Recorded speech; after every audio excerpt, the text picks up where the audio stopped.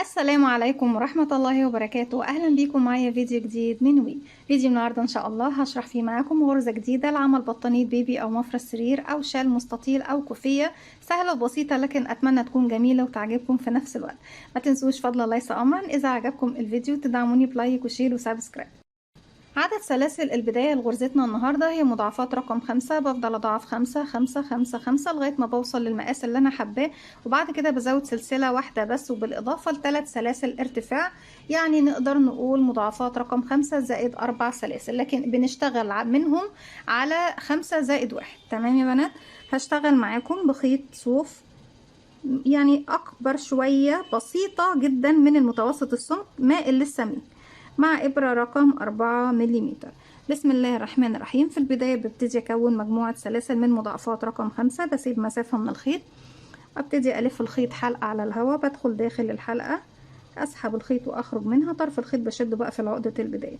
بسم الله الرحمن الرحيم. في البداية عشان أشتغل سلسلة بيكون عندي على الإبرة حلقة، بلف الخيط وبخرج منها. 1 2 3 4 5. أرجع تاني 1 2 3 4 5، وبفضل أضاعف 5 5 5 لغاية ما بوصل لعدد مناسب نشتغل عليه. بعد ما عملت المضاعفات زي ما احنا شايفين وصلت لعدد مناسب نبتدي نشتغل عليه، ببتدي بعد كده أزود سلسلة واحدة بس. كده دي مضاعفات العدد عندي الخمسات، وبعد كده بزود سلسلة. ده العدد اللي بشتغل عليه يا بنات. بعد كده ببتدي ارتفع 3 سلسلة، 1 2 3، وبعتبرها غرزة عمود بلفة واحد. طيب من الأعداد اللي احنا اشتغلناها دي هسيب 1 2 3 4 5 6 7 8، وفي رقم 9 هبتدي اروح اشتغل عمود 3 سلاسل عمود في نفس الفراغ. ازاي بشتغل العمود بلفة؟ بيكون عندي على الإبرة حلقة، بلف لفة واحدة بقى وحلقتين. هروح بقى للفراغ رقم 9، ادخل في الحلقة الخلفية، اسحب الخيط واخرج. معايا على الإبرة 3 حلقات، هلف الخيط واخرج من حلقتين، اتبقوا 2 هلف الخيط واخرج منهم. 3 سلسلة، 1 2 3، وكمان مرة في نفس الفراغ بدخل اشغل كمان عمود بلف. الله اكبر، الله اعظم، والعزة والدوام لله. هنفصل بس يا بنات للصلاة ونرجع تاني. رجعت لكم تاني وزي ما احنا شايفين بالشكل دوت، واحنا في نفس المكان. من فوق ما باخدش سلاسل، السلاسل اللي باخدها بس بتكون فين يا بنات؟ بتكون في المكان ده. هلف الخيط على الإبرة من تحت، هبتدي أعد 1 2 3 4 هسيبهم، ورقم 5 بدخل تاني في الحلقة الخلفية، أسحب الخيط وأخرج وأشغل عمود بلفة. 3 سلسلة، 1 2 3، وفي نفس الفراغ هو كمان عمود بلفة. وبكرر دوت لغاية ما اوصل لنهاية السطر. اني بلف الخيط على الابرة من فوق، بسيب 1 2 3 4، وفي رقم 5 ابتدي اكون عمود 3 سلاسل عمود لغاية ما بوصل لنهاية السطر بنفس الطريقة. 1 2 3، وفي نفس الفراغ كمان عمود بلفة. هكمل وارجع لكم نكمل مع بعض نشوف شكل غرزتنا ايه مع بعض. في نهاية السطر زي ما احنا شايفين بيكون ده شكل شغلنا. بلف الخيط، بعد من تحت 1 2 3 4، وفي اخر غرزة بروح اشتغل غرزة عمود بلفة واحد. ممكن نشتغلها باكتر من لون، يعني نخلي لون للقاعدة بلون واحد، واللون السطور اللي بتكون بالاعمدة تكون الوان مختلفة او بلون تاني. وممكن نشتغلها بخيوط شنجة، وممكن تشتغليها بلون واحد زي ما احنا بنشغلها مع بعض النهاردة. هرتفع 1 2 3 سلسلة وبعتبرهم عمود بلفة، والف شغلي الناحية التانية زي ما احنا شايفين. هبتدي اشتغل فين يا بنات؟ شايفين ال3 سلاسل اللي ما بين العمودين؟ هم دول اللي هشتغل فوقيهم. هشتغل فوقيهم ايه؟ هشتغل فوق كل 3 سلاسل 4 غرزة عمود بلفة، 4 دبل كروشيه كده. 1 من تحت السلاسل على طول، 2 3 4. هناخد بعد الأعمدة مسافات؟ لا مش هاخد مسافات مباشرة، هلف الخيط على الإبرة واروح اشتغل على ال3 سلاسل اللي ما بين العمودين 4 غرزة عمود بلفة. والسطر بتاعي كله بيكون بنفس الطريقة، 4 عمود 4 عمود 4 عمود فوق كل 3 سلاسل. بشغل 4 عمود بلفة فوق ال3 سلاسل يا بنات اللي بيكونوا ما بين العمودين. ده 2 3 4. لفي خيطك على الإبرة على طول وروحي لل3 سلاسل اللي ما بين العمودين. كل 3 سلاسل بقى نشغل فوقيهم 4 غرزة عمود بلفة. هكمل لنهاية السطر وارجع لكم نكمل مع بعض. زي ما احنا شايفين في نهاية السطر بيكون شكل سطري بالشكل ده.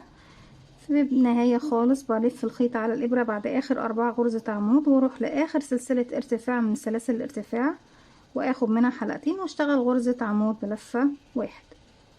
السطر اللي جاي بيكون 4 سلسلة في البداية، بسم الله، 1 2 3 بعتبرهم عمود، وسلسلة بعتبرها مسافة بين العمود ده والمكان اللي اروح اشتغل فيه.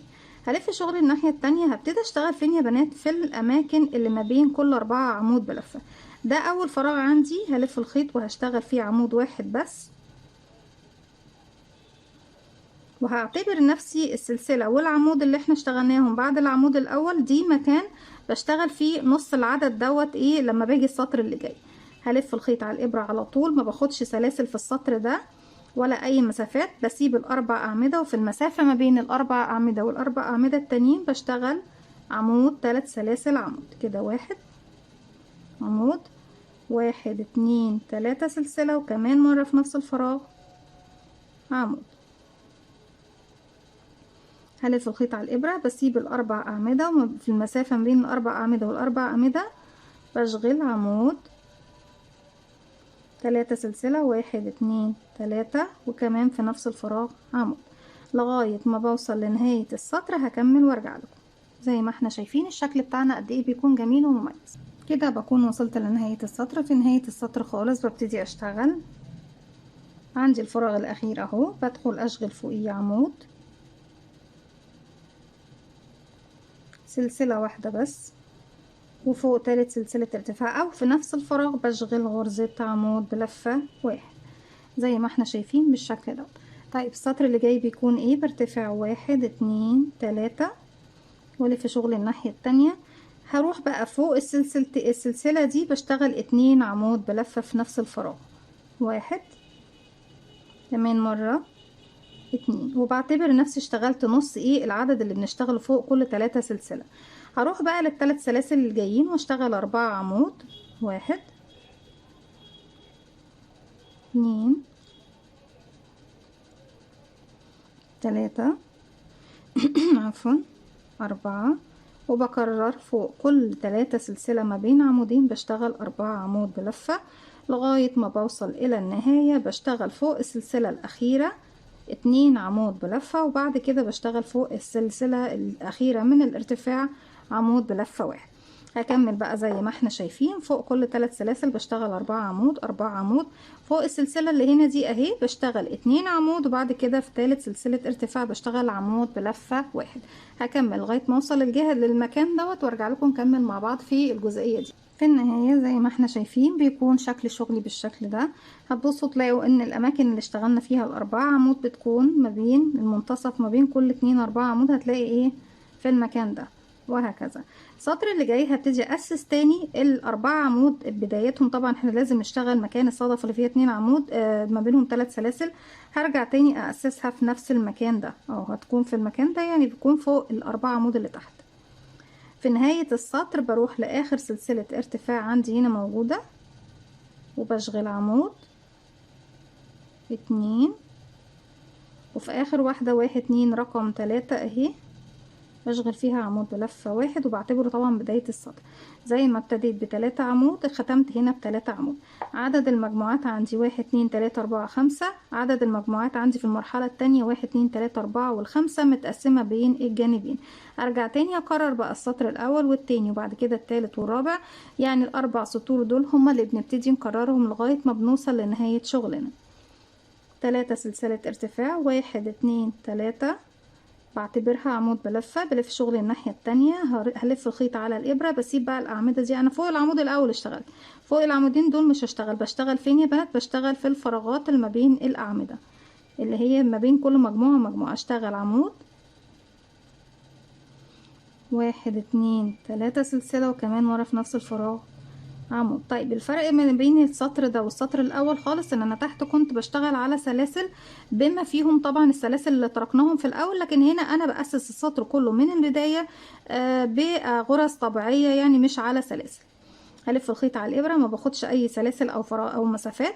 هروح اسيب ال3 عمود والاربعة عمود عفوا، وبروح في المنتصف هنا بينهم بين الاربعة العمود التانيين بشتغل عمود 1 2 3، كمان في نفس الفراغ عمود، وبكرر دوت لغاية ما بوصل لنهاية السطر. في نهاية السطر في آخر غرزة سلسلة 1 2 رقم 3 بشغل فيها عمود بلفة زي ما ابتديت بغرزة عمود بلفة. ده كده بيكون تكرار السطر الأول، وريتكم بيبتدي ازاي، وختامه احنا بنقفل بعمود بلفة واحد، وبفضل اكرر بقى من 1 ل4 زي ما احنا اشتغلنا ال4 سطور مع بعض. دي كانت فكرة الفيديو النهاردة، غرزة سهلة وبسيطة ومميزة لكن بتدينا النتيجة حلوة جدا وجميلة، وخصوصا لو استخدمتي مجموعة من الألوان. أتمنى تكون سهلة وبسيطة عليكم وكمان تنول إعجابكم. فضلا ليس أمرا، ما تنسوش إذا عجبكم الفيديو تدعموني بلايك وشير وسبسكرايب، واستنوني فيديو جديد من وي. متنسوش كمان تفعلوا زرار الجرس وصلكم مني كل جديد. السلام عليكم ورحمة الله وبركاته.